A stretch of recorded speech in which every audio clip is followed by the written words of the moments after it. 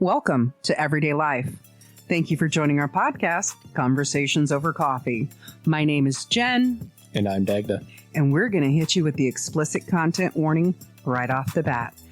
This podcast does include adult situations and adult language from time to time. I'm an angel. I never fucking cuss. Okay. Anyways, you ready to go? Oh, yeah. All right, let's go.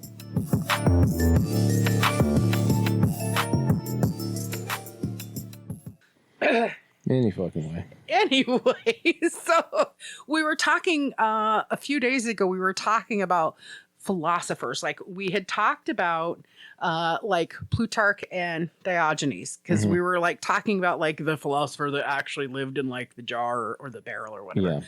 And we couldn't remember who it was. And I thought maybe it was Plutarch, blah, blah, blah. We figured out it was Diogenes, right? Yeah. So I told you, I could research some philosophers. Yeah.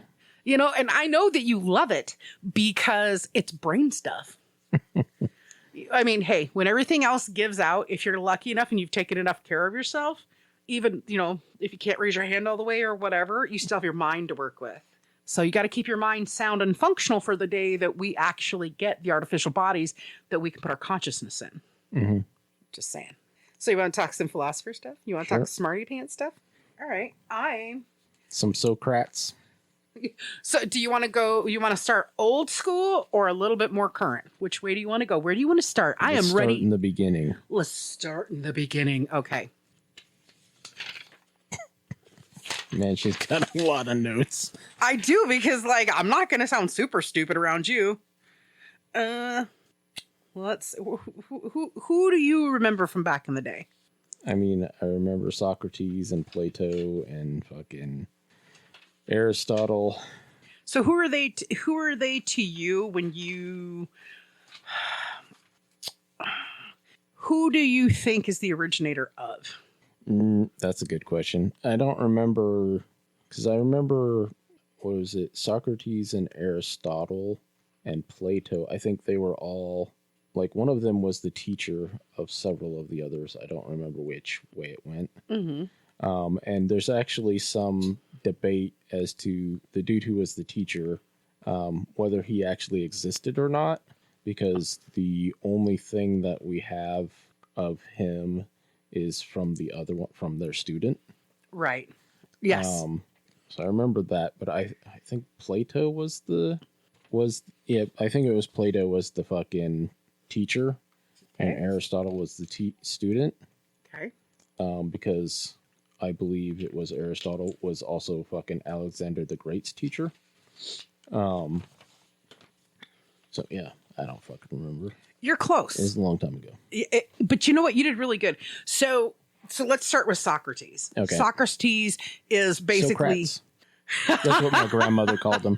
We had a little miniature statue of the thinker. Uh-huh. And that's supposed to be Socrates. Right. It says Socrates on it, but my grandmother said it's Socrates. Yeah. Right. Yeah.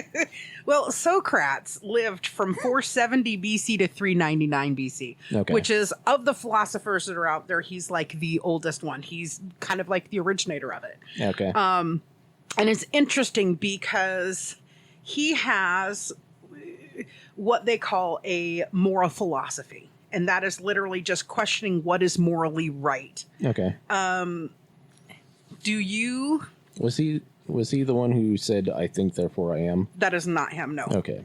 I didn't think so. Do you know what Socrates' most famous quote is? No. What he's most well known for? Socratic method. Which is a method of trying to draw stuff out of people. Right. Or getting them to think for themselves by asking them questions. Yeah, so literally when I'm saying, do you know their quote? I literally mean, what's their biggest quote? Yeah, what's their most well-known quote? So for Socrates, his biggest thing that he was known about preaching on the pulpit and talking about and all that and saying to people to really get them to think was, the unexamined life is not worth living. Okay, yeah. I know what my interpretation of that is, and I think we might have the same. Mm-hmm. But because when I did a little bit of reading on Socrates, it was he wanted people to stop living in the past, and he wanted people to stop living in a future that didn't exist. He wanted them to live in the here and now and figure out what was morally right for here and now. Okay. So when I saw that quote, I kind of thought, okay, so what he's saying is playing the what if game is stupid. Like, you can't live your life playing what if, because then you're not actually living your life if you're just sitting there spinning your wheels, overthinking it. But sure, I'm probably wrong. That's not the way I interpret it. How did you interpret it? Basically, thinking about yourself and your place in this world is important. Mm-hmm. Also, considering things like, what did my grandfather actually mean when he punched me in the face? He meant for you to shut the fuck up. But like, not necessarily just staying stuck in the past, but contemplating what it actually meant, the different experiences that you had, and your responses to those experiences. Right. Because a lot of times, like, looking back on like my childhood, I can understand my grandparents a lot more now. Right. I mean, when you're a teenager, you're all in your fucking feelings and shit, and you're going through a bunch of weird experiences because, well, you've never been a teenager before, right? Right. And so you tend to be focused more on yourself and what you think and feel than on what other people are experiencing around you, right? And so being able to look back and say, okay, yes, they shouldn't have done X, but I also shouldn't have done Y. Sure. And so the situation was worse than it should have been. Also, what happened isn't that fucking big of a deal in retrospect. Whereas when you're in it, it seems like, oh my God, it's the most important thing in the fucking world. I gotta That's right. I want to go on that date and be out until 2:00 in the morning. I don't want to have a 10 o'clock curfew. Yeah. We tended to do that when we were kids. I think. I mean, I don't feel like it was so much like that for me, because for me personally, I understand the things that happened in my childhood that were beyond my control. I understand why they happened. It doesn't make them excusable. It just means that's what it is. Yeah. But I spent more of my childhood worrying about what I needed to do to make other people happy and feel good. You have to remember, I had family members that were in chronic pain. And so I wanted to make their life as easy as possible because I just loved them so much. But I get it. Now, do you know what happened to Socrates? Wasn't he the one who fucking was forced to commit suicide, basically? That is correct. Ding, ding, ding. Big nuts. I'll even bring my hand over since you can't raise that arm. Do you know why he was forced to commit suicide? It was some weird fucking rule that they had where the philosophers basically weren't allowed to teach people. And so it was like, well, it wasn't that they weren't allowed to teach. They weren't allowed to charge. It was something along those lines. And basically there was legal proceedings, and he was found guilty of doing that. And basically they gave him an out, basically to renounce what he had done, essentially. And he says, I refuse. Give me the fucking poison, is basically what happened. So you're mostly ish right. Okay. So what happened was he was executed by poisoning. He was forced to commit suicide because he was found guilty of impiety, which is what they felt was a desecration and a mockery. So desecration and mockery is what impiety is, of what they felt was divine objects and gods. Okay. So Socrates, the way he spouted his stuff, they felt that he was not only impietous, right?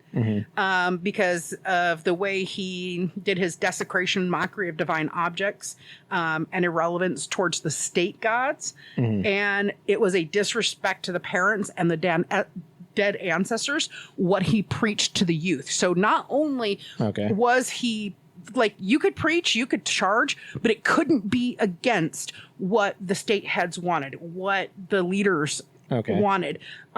So basically the way it read to me, and I'm sure you'll tell me I'm wrong, I'm so used to this by now, but the way it read to me, it's almost like he's the first anarchist going, don't worry.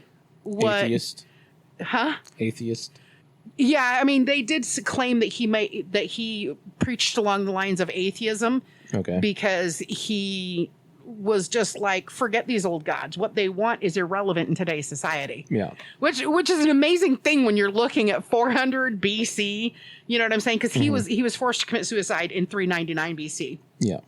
So it's super crazy when you're just like, how much did the world change from the time he was born till when he was executed, essentially? You know, because he only lived almost, he was just a few months short of his 71st birthday.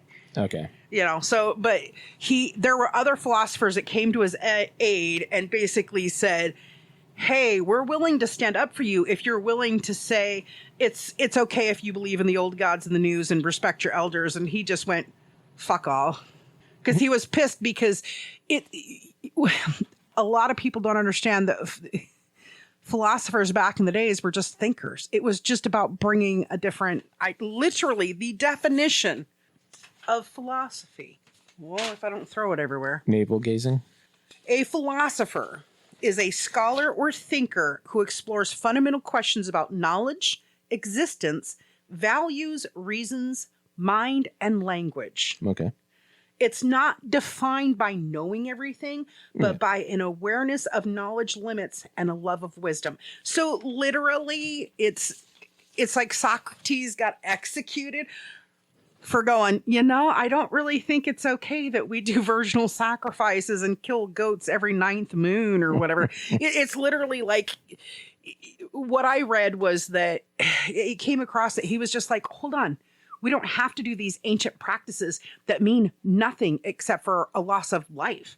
That mean it means nothing. We've been praying to these.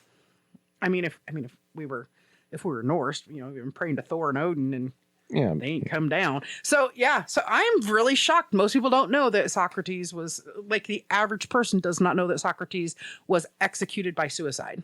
Yeah, because they weren't going to execute him, but he had a choice: renounce or drink the poison. Yeah, basically he's like, no, I'm not going to give up my principles just to not die. It wasn't even just his principles. It was just like, I'm not going to sit here and say I've led a life of impiety to make you happy and make kids listen to you and go murder goats for no reason. And it was basically political and fucking religious. It was Pareto's law.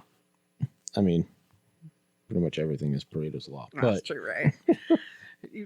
Yeah. It's like, am I gonna get the burps? Probably. I'm having bubbly water today. Okay. And it was poison hemlock. Poison hemlock is what he drank? Yeah. Ugh. So here's where the overlap happens. You've got Plato, who existed, and they're not quite sure whether he was born in 423 or 428. Okay. But he definitely died in 347 or 348. But he had actually learned things from Socrates, and he is the one who started the schooling. Okay. He took what Socrates was learning as a review of things and then put what they call, he was the very first person that they said had the Western philosophical tradition, which meant that he did practical philosophy. Okay. So the practicality of things. And then, is he the one who basically created the modern school system? I didn't read that far, honestly. I figured 4 hours of research was enough for what I found. I don't know, but what I do know is that he founded the school just so people could come learn and better themselves, and to spread this idea of doing things for practicality's purposes. Yeah. So do you know what quote he's known most for? No. I was going to say, it's a really long one, so I didn't think you would. The heaviest penalty for declining to rule is to be ruled by someone inferior to yourself. I mean, that is fucking true. It's true. And I was like, look at our government today. What's funny? I was not going to say that. I was going to let that one go. But it doesn't matter where you're at. Look at your government today. Look at your government today. Whoever's in control wants to be in control because they're afraid of somebody that they feel no proof of necessarily, but that they feel is inferior to them. Yeah. In control. One of the worst things about our current situation is that, and it kind of doesn't matter what time in the world you are, but is that probably the best leaders don't want to be leaders. No. And as a result, the worst kind of leaders tend to become the leaders. And now there's some creepy cult guy going, that's right. That's why you don't know more about me. I mean, politically. I only want, politically, I should say. A lot of other types of leaders, the best tend to rise to the top, like in the military, for instance. But that's because of the way the military functions. It's not the same as civilian life. So yeah, well, and Plato, I think that's a pretty cool thing that Plato had, that ideology of teaching practicality. Like, don't just sit there and do it because Jesus Gonzi is doing it down the way. Do what practically works for you. If it makes more sense to get up, go to the bathroom, and eat breakfast, then do that versus get up, eat breakfast, and then go to the bathroom. Teaching things on a practical level, like how we treat each other, how we do things, finding ways that work. I mean, I think that's great. So do you know what he died from? Syphilis.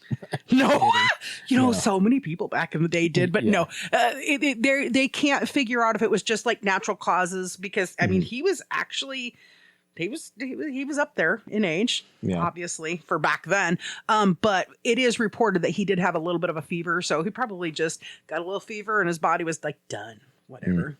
And then that leads to his student, Aristotle. Yeah. So Aristotle lived from 384 to 322 BC.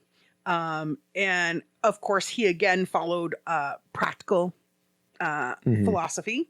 And it's really interesting because his study of it was the approach to discussing how humans should live. It wasn't just like doing things for practical sake, but the cool thing about Aristotle is he was into philosophy, he was into politics, he was into linguistics, psychology, economics, and the arts. So he was really well balanced. And he actually had planned to stay at Plato's school, but after Plato had died, he just like did more observational of what was going on at the school. And he was just like, you guys are changing this away from the original ideologies about literally how humans should live and treat each other. So he kind of, left or whatever. But do you know what Aristotle said? No, I don't remember. We are what we repeatedly do. Excellence, then, is not an act, but a habit. True. Facts. like how did this guy live like almost 2,000 years ago? Or better than 2,000 years ago, I guess you would say. Yeah, it's more than 2,000 years ago. Yeah, it's like 2,300 years ago. And people not have learned that lesson in 2,300 years that, whoa, if you're a douchebag, you're a douchebag. If you're fair and you're honest and you're true, then that's what you're going to be. Yeah. I don't know. I mean, there is like that.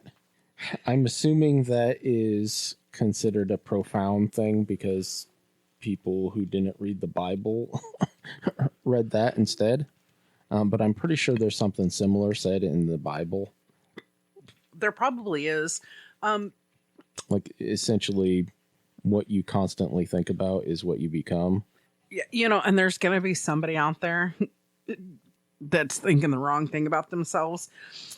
And it's like, in order to be what you want to be, if you want to be excellent, and you want to excel and have excellence in, you have to practice it every day. You don't throw it half-assed. You're not going to be like, today I'm going to the work as a sous chef and I'm going to do the best freaking julienne cuts I've ever done. But fuck cubing it right. Yeah. You literally have to strive every day to put out your best product, your best thing. If you want to be a good human and live in kindness, you have to do that within reason. Because I ain't about to go throwing dollar bills at no hoes. I'm sorry. That kind of makes me think of fucking Michael Jordan. And I believe it was Michael Jordan. A reporter asked him at one point, because he was the GOAT at the time, right? Right. Maybe still is. It's hard to tell, actually. Right. You got to look at those statistics real close. Yeah. But a lot of people were like, oh, he's just good. No, he practiced his ass off constantly. Yep. And before school, after school, before bed. Yeah. Not just practicing throws, swings, but condition training and reading about better techniques, talking to the coaches. He put in the work. Yeah. And anyway, they were asking him about that, and then they asked who could improve the most or whatever if they actually put in the work. And he's like, Shaq. He's like, Shaq could be amazing. He's good, but he could be fucking amazing if he actually put in half as much work as I do. Yeah. And you know, I'm going to defend Shaq here because he was he is and was a great ball player. Yeah. But I also look at the size of him, even before the weight that he put on, the strain that gets put onto those. Yeah. You know, when my mom had a hip replacement done years ago, there was a kid in there and I was just like, holy crap. And he had double knee replacements at 30 years old. He was 6'7", double knee replaces at 30 years old because he played sports. And there's nothing wrong playing sports. You should play sports. It's all great. It's that he tried to do it at a competitive level all through junior high, all through high school. Because I remember talking to him and his mom going, what happened? Did you have like an accident? You know, and unfortunately, you know, there's that old, in my head at that time was that also that old South Park episode. Oh, negroplasty? Yes. Because I just thought, he's so young. What is it? 30 years old. He had gotten a negroplasty. Oh my God, right? But yeah, no, he'd played junior high school, and all through college. And he didn't play, and he was like baseball and basketball, but mostly basketball. Because like I said, he was 6'7", and he's just like, you don't realize that no matter how light you are, once you get past a certain height, it puts exponential strain on your joints, no matter how healthy, no matter how light you are. And you get enough tears and enough falls, it causes problems. Yeah. So anyways, back to philosophy instead of basketball. To philosophy instead of basketball. But I do agree with Jordan, and I think Shaq, because I think Shaq's actually pretty awesome. Yeah. So you think about all the different businesses he owns. Yeah. And he's invested in now. I mean, he went, I need to do something to provide for my family. And this is the way I can do it. And he does it. And he excels at it. I mean, except for, no offense, Shaq, but Papa Murphy says went downhill so bad. It's not his fault. It's the local franchises. Anyways. Okay. So do you know how Aristotle died? No. So at 62 years old, he fell ill with some kind of either a stomach issue or he had digestive complaints. So there's a good chance he got like gastroenteritis, which can kill you because it makes you not eat. It makes you not eat and all that. So anyways, he just 62, he died. And so yeah. Okay, so shaking my papers. Rene Descartes. Do you know who that is?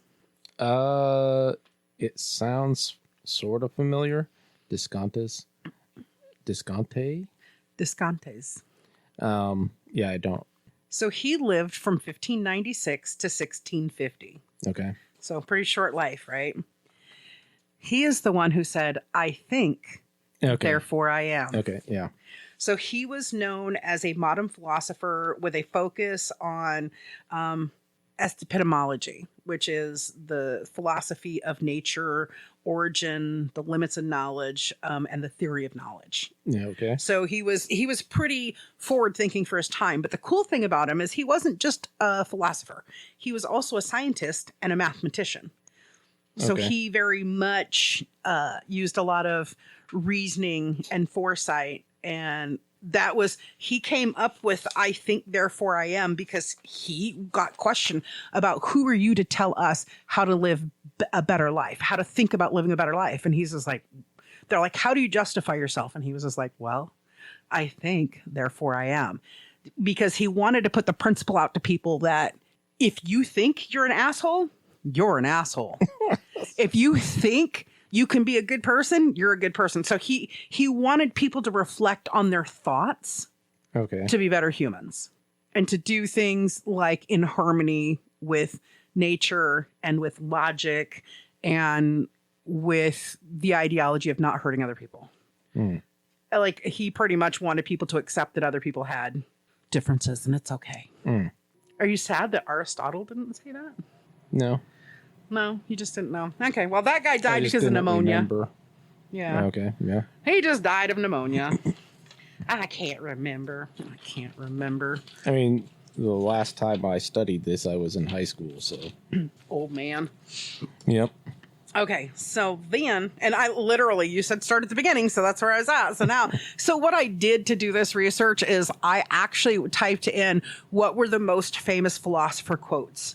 And it brought up the people I have here today are all the people that are the most famous quotes in the world, the most quotable quotes, the most things requoted, this is all stuff that's the most requoted, people know more from. Obviously, if you live in France, you're going to know more of the French philosophers. And I forgot to write down which ones were French, which I believe Descartes is. He's either French or Spanish. Yeah, I thought he was French. Yeah, I think he's French. There's like 2 French and, all that. Anyways, so that's how I came up with this list, because I'm sure there's others you're thinking of, but they're not them interwebs wide of most popular.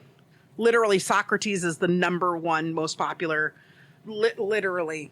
Number one, Socrates was the number one. I mean, he's the father of European philosophy. He's the father of ancient Greek philosophy. Yeah, which is the basis of all European philosophy, basically.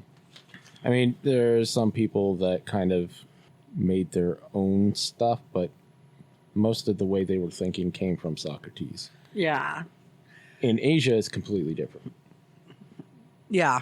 And they absolutely had no Asian philosophers on this list at all. Oh, really? None. That's None. crazy. So because it was like the top 8 or 10 or something. I mean, technically, Europe has more influence over the world than any other part of the world, right? Yeah. I mean, even the United States, we sort of come from Europe, so therefore Europe is still the influence. I know China definitely very much wishes to change that, and they're working to do that, but... Well, I mean, they're working with Russia, so I mean... It's still maybe they're going to become Russianinas. No, fucking... Yeah. Anyways. But so that's how I came up with this list, because I see the look on your face like, I know there's more people. Well, I know there is too, but this is just the most Yeah, that's fine. Right? Okay. So the next person on the list of this is Thomas Hobbes, who lived from 1588 to 1679. Okay. He was known for political philosophy, with religious studies and mathematical studies. He is known for the book Leviathan.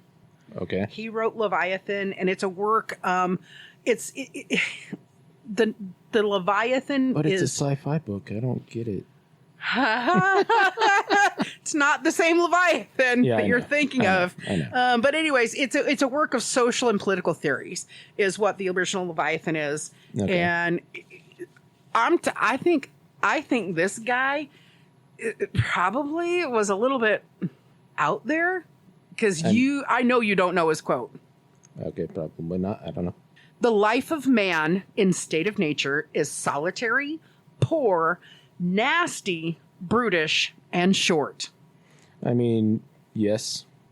Yes, he very much did not believe in people living in solitary. He believed people should be in sects or groups of people. And if you didn't, then it was almost like his thing was like, look, if you close yourself off from the rest of the world, you're going to have a very short, nasty life, and it's not going to be worth it. So you need to get your shit together and get with the rest of humanity. No.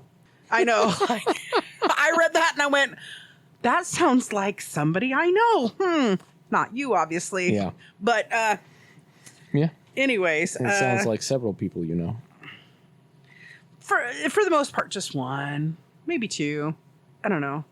3. I don't know. We'll discuss it off mic. Because we don't want to be rats and call out redacted in front of everybody. Yeah. And I didn't find a cause of his death. Okay. Because a lot of them didn't have a cause just because of the age they died. It was presumably of natural causes. Yeah, unless it was something that was obvious and or in front of somebody, they're not going to know pretty much. I mean, there's a couple of them that, I've got some reasonings for. It's bad feng shui. That's what he died from. I'm sure a bunch of Chinese people would agree. I'm sure it is. But so here's the crazy thing about it is, when we're going back to the 1500s, anything over 50 and you die, they didn't really investigate it unless, like you said, it was in front of somebody or it was an act of violence or it was the Black Plague hit him and he was out like a light. Yeah. But, so anything over 50 was considered old age. And if you come from money, anything over 60. Yeah. So, we got a lot of these guys are living in their 70s and 80s. And one of the things that I thought of, and this is so horrible, and I'm sure there's some level of my personality that's going to hell for it. Oh, wait, I already have a ticket. Anyways, I thought... living there. Yeah. Aren't we there yet? I thought we arrived like a while ago. 2020. Anyway. Right. The year we all took the bus ride to hell. The year of our Lord 2020. Any fucking ways. You are just wicked. Yeah. You're wicked bad, not wicked good. Else if I could teach you things. Anyways, Oh yeah. So he died in 1679, just natural causes for him. Okay. But yeah, it's really interesting because he also came off as kind of a nasty man, like kind of nasty and brutish if you didn't agree with him. So like it was like, there's not a whole lot of interpretation on this guy because he was very set in his ways. And I was just like, ding, ding, ding, ding. I know who that's reincarnated as. It's kind of funny because a while back I was thinking about, I don't remember specifically, but it was something along the lines of, I was thinking about how a lot of science and philosophy has been sort of, it seemed like it was very peaceful and very fucking like logical and all that. But the truth of the matter is there's just as many dicks that are scientists and fucking philosophers as any other group of people. Yes. Right? And so there's a lot of fucking political nonsense that goes on within the science community and a lot of backstabbing and fucking shit talking and all that other stuff. Yeah. It's like teenagers, but with high IQs. Right? Like Aristotle, once Alexander the Great died, Aristotle got the fuck out of there and went home to his mother's homeland. Because once he didn't have his greatest supporter there, and other people wanted to kind of get into political play and social play, he was just like, deuces, I'm out, bitches. Yeah. And he lived like the last 11 years of his life in his mother's homeland and all of that. It's crazy. I agree with you. It's crazy because it doesn't matter.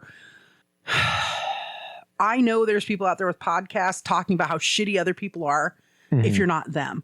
And then you got other people who are out there going, everybody's super kind and wonderful and life is great. Follow me. And here we are just going, I don't give a fuck. This is just what we're talking about. Okay. That's how it is. But I literally just, if it's for you, it's for you. If it's not, it's not. Yeah. I don't need to have tirades like I did yesterday about some people because, yes, you know what happened yesterday. Yeah. We were talking about King County and issues up there. So there's that big news article, right, about the new mayor. And then there's this little tiny thing rebuttal from the new mayor. There's this little tiny rebuttal going, I didn't say that. So I'm like, oh, Christ almighty. Anyways, let's move on. Let's go to the next. Because this is actually kind of a cool one. John Locke, 1632 to 1704. He was not just a philosopher, he was also a physician, okay, which is really cool. So, how crazy is that? Because he's a doctor and a philosopher, right? But he was a philosopher of enlightenment, and he was considered the father of liberalism. Okay. You and I, do you understand what it is? You mean like political liberalism? So, enlightenment reason, imperial evidence, and scientific method, individual liberty, religious tolerance, and progress, natural rights, and separation of church and state is what he believed in. Okay. So, yeah, because it took me, I was just like, liberalism sounds like, So basically the United States Constitution is what he believed in. That is kind of correct. And I don't think he was American, though. What years? 1632 to 1704. So basically almost 72 years before our Constitution was written. Although I actually watched a video a while back. Yeah. Which this is where the dude was basically talking about it was 800 years in the making for the U.S. Constitution. Right. Because he went back, I think the signing of the Magna Carta was the very first step in basically what became the Constitution. Okay. Even though that's in England, it has nothing to do with the United States, except it gives something for people, an example to see. Well, also the people who created the Constitution were British citizens previously. Yeah. So they had, the educated among them had knowledge of the Magna Carta. And then there was a couple other things that happened before. Mm-hmm. Like after the Declaration of Independence. But also something else happened in between the Magna Carta and the Declaration of Independence elsewhere. That kind of was another step in the direction of our Constitution. Anyway. It's kind of interesting just because of the fact of, like, for me, I was just like, that's really cool to sit there, and part of it is I also know what his quote was famous for. Okay. And so I'll tell you that in a second, but I just thought it was really cool. I'm just like, that is really interesting to just be like, try to find a balance in everything.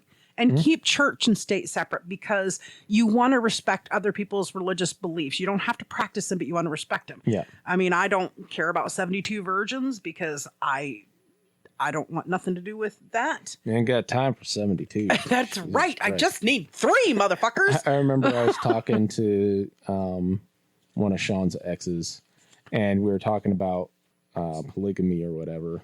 And she's like, yeah, you might think that's great until all of them want your attention. And then I was like, you know what? You're right. It's called a schedule. It's called a schedule. Got to get you a schedule. And for anybody who does want to practice polygamy, make sure you don't go more than 6. So then you get at least one day of the week to yourself. Yeah. Like, honestly, I mean, you're like 3. My number is 3. I gotta have 4 days a week to myself. Yeah, maybe if you're an extreme extrovert. Yeah. Well, the more the merrier. I'm just got all fucking kinds of energy. And they got so many. So I once upon a time, a long time ago, after I got divorced, had this thought in my head that I would love to be in a polygamous relationship if I got to play with the other wives, and then I found out you couldn't. But that's what made me start watching one of the most popular polygamy shows out there, Sister Wives. That's correct. And I still watch it, even though they're not even polygamous anymore. And I still watch it just to watch what happens, because it's just like, you watch the kids grow up. Like, unfortunately, sadly, R.I.P. Garrison Brown. He lost his life in last year, and he's so young. Like last year? Yeah, I think it was last year. Maybe it was 2024. I don't know. I'm kind of out of touch. But I watched it to see how they're moving on and how they look forward to the future. But once upon a time, I did want to be a polygamist. And then I was just like, ugh. But, hey, live and let live. What you do behind your closed doors, as long as you ain't relying on my tax dollar, I don't care. As long as everybody's consenting. That is correct. And nobody's getting hurt, I don't give a shit. That's correct. I mean, I do think it's a little ridiculous for one man to have like 18 or 21 kids or whatever. I think that's a little bit ridiculous. I mean, one of the stipulations for that, at least in most of those religions that actually condone that sort of thing, is that you have to be able to support all of them. Yes. And actually, I believe you're supposed to have a separate household for some of those religions, like Mormonism. I believe you're supposed to have a separate house for each of your partners and their children. Like, when you look at it traditionally, they generally will live in neighboring houses, or what is literally called polygamist houses, where they literally will have one floor is completely set up home, another floor completely set up to home. I own this entire cul-de-sac. I own this entire trailer park. You know what's funny is the Brown family actually did in Las Vegas. Yeah. They owned the 4 end houses. I mean, it would be... it's simultaneously convenient and inconvenient. Because it's like, okay, I went over here to avoid wife A to wife B's house, but wife A knows I'm at wife B's house, so she fucking just walk over. Damn it! I gotta watch how I walk. She gonna see me on that ring cam and be like, "I'll get your ass over here and take the trash out." But at the same time, yeah, like having all of your people right there. Yeah. Because if there's a fire at this house, these people can support you. Yeah. If there's something going on, this house getting robbed, these people can support you. Yeah. Yeah.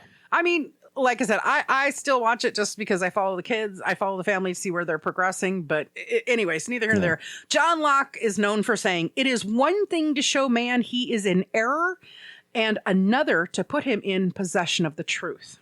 Okay. So the take on that I got and that a lot of people got, I'm not going to say most, I'm going to say a lot because, I don't want to get any weird messages on it, was that instead of looking at somebody going, "You're wrong. You're just wrong. You're completely wrong," is presenting it in a different way, going, well, here's the facts that we have about mammalian breeding in 1624 and the number we have of these animals. Yeah. So maybe poaching isn't a good idea, but being able to present things in a, here's the facts. Mm-hmm. So instead of brain shaming people, like some people like to do, or anyways, moving on. That kind of echoes it's not an echo because it came before. Yeah. You remember when we were talking about NLP and the meaning of your communication is the response that you get? Yes. That's very much, those two things are in line. They're not the same thing, but they're in line. It falls into place because the intent of my words do not excuse the impact of how they are perceived. So if I look at you and I want you to look at the number of people who need to die.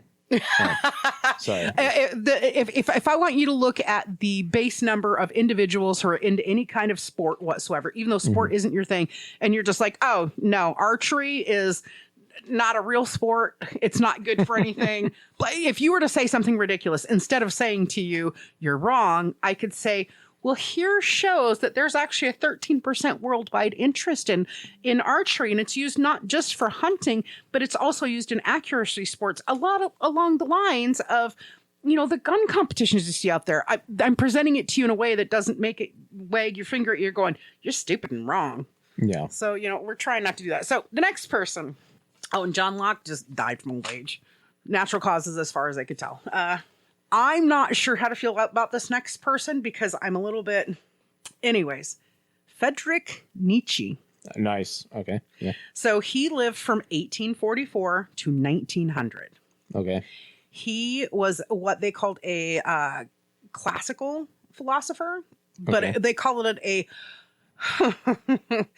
classical philologist is what he was. Okay. Because he taught philosophy that were not just based on the ancients and the classics, but what bled in with those traditional followings. Okay. The interesting thing about him is he was the youngest professor at 24 years old. He was the youngest professor to teach philosophy at the University of Basel. Obviously, he's German. Yeah. Right? Do you know what he was famous for saying? And I hate this because I know it's going to offend some people, but it's just kind of what we're doing. Do you know what his famous line is? I don't remember. He was very much about being self-sufficient and making the best you that you can be. Also, Hitler loved him, but that's not his fault. It's... Yeah, well, I didn't even read into any of that. Yeah. I didn't. I got the base information because I felt a little bit uncomfortable because, to be honest with you, I've dealt with people on both sides of the spectrum where they follow Nietzsche and they're just like, "Oh, he's totally right," and then other people are just, and they're like average people, like the people we know at the store or whatever, right? But then there's other people who are just like, "Oh, yeah, I follow Nietzsche and him and Hitler got it right," and it's like, "Whoa, we're not friends anymore." Yeah. I mean, I literally probably in my lifetime, when I worked for a lawn care company, I probably lost friendships with at least 2, if not 3 people, because they were just like purist. Yeah. And they were definitely espousing Nietzsche. So, but what Nietzsche said to really snap people's attention is God is dead. He remains dead. And we people have killed him. Yeah. Because part of being a classical philosopher is also looking at the ideology of the gods that come before you and respecting them to a degree, but understanding their word is not everything. So he has probably got one of the saddest stories I read. Oh, yeah. Yes. So in 1889, so how old was he? At 43 years old? 45 years old. At 45 years old, Nietzsche was found. He went to a horse. He embraced a horse. Now, before we get critiqued on that, they don't go into any other definition other than he was crying and he embraced a horse. They don't say, I'm not assuming anything naughty, okay? He gave it a hug. That's the way I'm reading it, is that he was upset. He was fraught. He embraced the horse and let go of the horse and and then went on in that same moment, exactly after, went on to have a complete mental breakdown and a complete physical collapse. And he went into what they considered back then to be a state of dementia. He spent the last 11 years of his life incoherent. He was in a chronic state of dementia. He couldn't think clearly. He couldn't process clearly. It was a lot of broken thought, immobility. And I mean, the pictures of him from the last years of his life are clearly, they don't know what brought the breakdown on. There's lots of theories, but when you look at him, you actually can see what I think we would see as classical stroke patients. Because, if you don't have a stroke if you have a stroke and you don't get treatment in time, not only do you have like a lot of the partial facial paralysis, you have that disruption in speech, in thought patterns, and all of that. But his sister and the neighborhood church or whatever, the church hospital, they ended up taking care of him the last 11 years of his life. But because, once he fell into that mental state, and sadly and they say it, sometimes it just is so heartbreaking because they don't know if he possibly contracted syphilis from somewhere, or if it was chlamydia, or if it was this, or it was that. But whatever it was, he literally was walking along, stopped, embraced a horse with tears. He was crying, embraced a horse, stepped back, and literally started screaming gibberish and pulling at his hair, and then collapsed. And they found him. People bore witness to this, and picked him up after he collapsed and just took him to the hospital where he stayed. Have you ever read the book Flowers for Algernon? No, I have not. It's super sad. It's like it's like this psychiatrist or something figures out some sort of a treatment to take people who are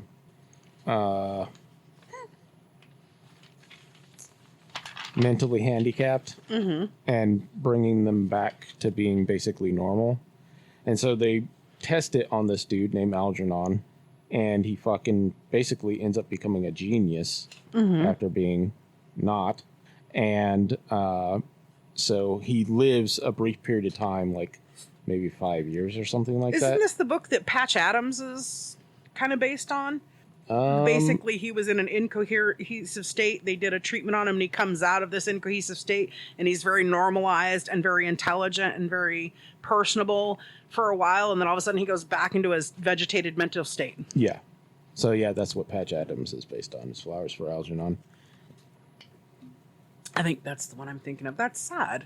Yeah. It's very sad. But, so obviously Nietzsche, kind of, like, for me, it kind of hit home because obviously we're German descent and then, everything like that. Yeah. So, it is what it is. It's history. Thank goodness we have better ways to deal with things now. 120 26 years later. Yeah. We definitely have a lot better ways of dealing with things because now we know better than to just leave somebody tucked up tight like a mummy and just laying there. If they'd only known 126 years ago to get him out and get him mobile, they probably could have got some focus out of him here and there. But most likely, something caused him to have a massive stroke of some kind. How he lived, nobody knows. Yeah. But 11 years in that state, how miserable. Yeah. Right. So anyways. Especially if, like, a lot of people who have strokes know that they're fucked up.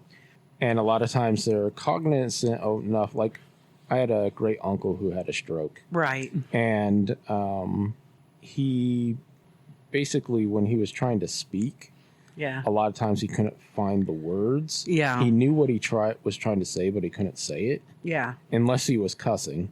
Like, fucking goddamn. He could say that because he would get upset. Of course. Because he couldn't communicate. And then he'd be, fuck, god damn it. Right? Yeah. And it's like, those fucking come out perfect. Also, those weren't slurred. All those other words were slurred. Anyway, yeah. It's one of those things, people who have literally it's brain damage. Okay. Yeah. It doesn't matter if it's dementia, Alzheimer's, Parkinson's, there is actual damage in your brain. And there are some things where the most powerful thing will come across clear.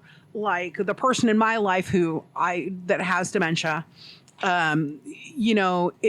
6 months ago, if I said, I love you, they would very clearly say, I love you. And then the last conversation was, I was like, well, I love you. And they were like, love you. Like it wasn't coming out coherently, so it's just like, it's a progression of things, but yep. What can you do? Nothing. Tell them red line. Matchbox. You want to start an argument. Good job. Well done, sir. Okay, so anyway, so let's come up into the 1900s. Okay. So 1913 to 1960, we have Albert Camus. Do you know what he was famous for saying for? Nope. There is only one philosophical problem, and that is suicide. What? Albert Camus was a philosopher in absurdism. He worked within the theory that the universe is irrational and meaningless. He was a novelist, author, journalist, dramatist, political activist, and he was a world federalist. Do you know what that is? Because I had never heard that term before. World federalist? A world federalist. I assume that he wanted a one world state. And have some overarching government for the entire world. He was a believer that there should be one political ideology that advocates for a democratic federal world government. So a one world, one nation, one ideology. I mean, I don't see a problem with that. not as a philosophy. Yeah. Being able to implement it, though, is another fucking story entirely. I mean, the closest thing we got is the United Nations. Yeah, and they aren't. Yeah. No. But the thing about it is because when I first saw that quote, because obviously I looked up the quotes first, right? Mm-hmm. And I was just like, what in the world? That is just so weird. And then I read that, he was an absurdism philosopher and that he really, it's not that life is meaningless, but it was just like, it's meaningless in the sense of you're never going to know what the meaning is. There is not. It's not the theory of the universe, the meaning of life is not something that you can quantify. It's different for every single person. So what's the most absurd thing about it is suicide. We have issues with suicide because it becomes instead of it being an issue of were they living a poor quality of life, we just condemn it. You have to think about it. In the early 1930s, this guy was born in 1913. Can you imagine what he must have bore witness to in the 1930s and 40s with the World War II and then, all the other world conflicts and people coming back and just suffering, anyways. Yeah, I mean, he lived through World War I. He lived through the Great Depression. He lived through World War II. Yeah. I mean, can you imagine? But for him, it was the only philosophical problem. How do you quantify saying suicide is okay or not okay? Philosophically, it is. I do not at any way, shape, or form would I ever promote suicide. Okay? Never would. But on the flip side of that, if you have somebody who is like Jack Kevorkian, assisted suicide, if you have somebody who's terminally ill and the only way they can even breathe is to be hooked up on machines and they're only, you know what I mean? If they're completely suffering immeasurably, then I think end of life choices are on them. And I think that you have to make those choices before you lose your mental faculties. Once you've started showing signs of mental or cognitive decline, it's no longer that. You just, you know what I mean? But anyways, so ironically, he did not die from suicide. He actually got into a horrible automobile accident when he was 47 years old and lost his life. And, you know, you kind of wonder because it was, what did they say? It was like a suspicious automobile accident. He was the only person killed in the accident. Okay. So I don't know if like people didn't like that he was a political activist or I don't know. But anyways, yep, there is only one philosophical problem and that is suicide. Crazy, right? Absurd. Absurd. Okay. I guess I got those out of numerical order. My bad. Soren Kierkegaard. You know who that is? No. He was considered an existentialist philosopher and considered the first to be an existential philosopher. Okay. Do you know what existentialism is? It's about existence. It is about exploring the human individual's struggle to lead an authentic life despite the apparent absurdity or incomprehensibility of existence. Okay. So he probably is a little bit closer to what you were just talking about a minute ago about quantifying everything. Never mind. Anyways. Okay. It's on the other page. I guess it was a few minutes ago. Anyways. So it's really interesting. He also was a theologian. Yeah. So he studied, the nature of God and religious beliefs. Okay. He was a social critic. He did not have a problem opening his mouth and saying that ain't right for our society. And he was also a poetic and religious author. Okay. Which is kind of really freaking hilarious to me when you look at somebody who's going to preach religion and all of those things, but then sit there and say, you know, as an individual, I'm not sure what to think because it's absurd to think of this universe in an existence. I don't know. So Kierkegaard said, life can only, this probably is my favorite one. Okay. Life can only be understood backwards, but it must be lived forwards. Yeah, sure. I think that is just such the perfect analogy. Because it's just like, as much as we want to know everything, that's not how it works. Yeah. We don't get the knowledge until after we've been through it. And of course, I screwed up the dates. My bad. 1813 to 1855. So he was pretty young as well. But they think he died from Pott's disease, which is a form of tuberculosis. He was a lunger. He was a lunger. Well, I mean, 1800s, there was massive TB going around 1800s all the way up until like the 1980s. That was like a huge problem. I mean, shit, even think about in Pierce County, there was a tuberculosis case, 4 years ago? And it took they had to arrest her and put her in jail to get her to get treatment because she kept going to the fucking casino via bus and exposing people. Oh, wow. Yeah. And like 5 people got sick from her. They had to put her in jail for 9 months to get her treated. It's so crazy. Yeah.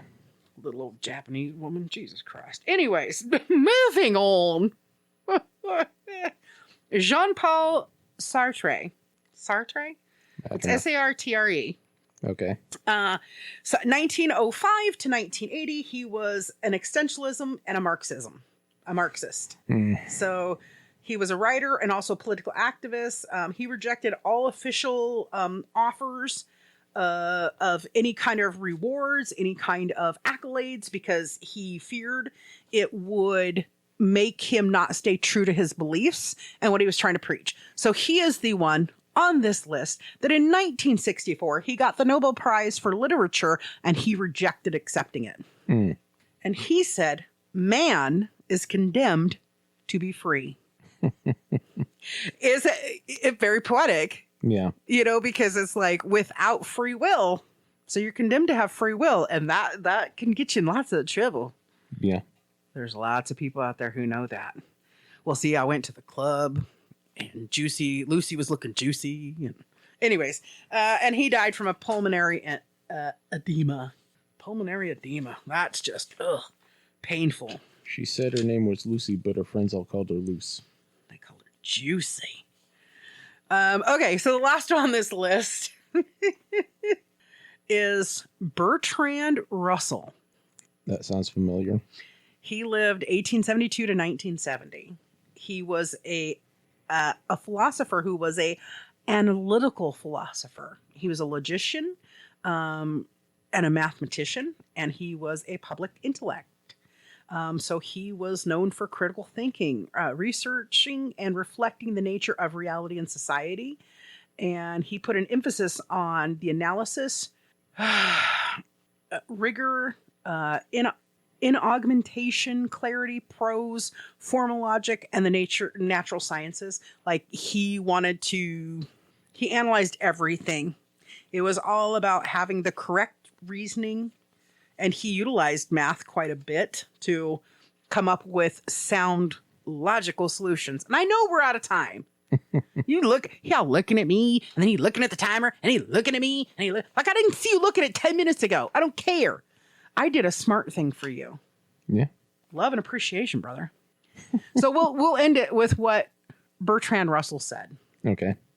The whole problem with the world is that fools and fanatics are always so certain of themselves, and wiser people so full of doubts. Yeah. Facts, right? Yeah. You guys have a great day. Later.